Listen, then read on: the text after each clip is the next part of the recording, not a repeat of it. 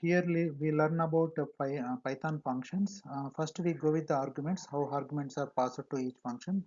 Uh, each function actually starts with the def keyword with the function name. Function name should not have any spaces. Okay, it can have underscores or some capital letters, small letters, combination of anything, but it cannot have spaces between two strings like that. And then in the parenthesis, whatever the arguments will be passed.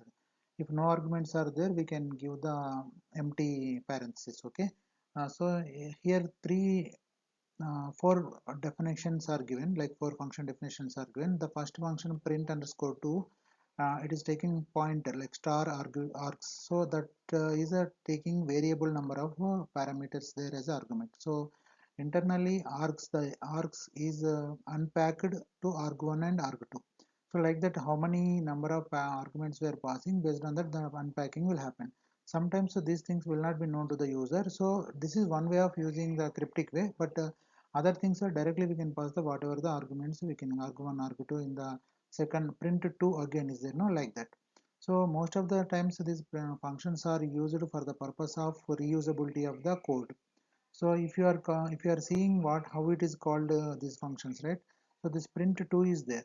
This print 2 is given two words to ms Dhoni. So print 2 directly it is taking the two arguments, and these args are given passed.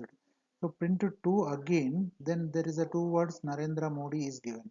So Narendra Modi is again, it is a converted into two arguments directly here it is passed. But in case of the first one, where MS Dhoni and Virat Kohli given, so this is given one string only, but one string like that is taken and it is unpacked internally here.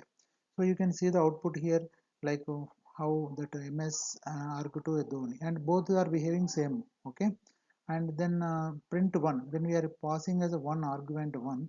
So here Biden we passed and Biden was coming.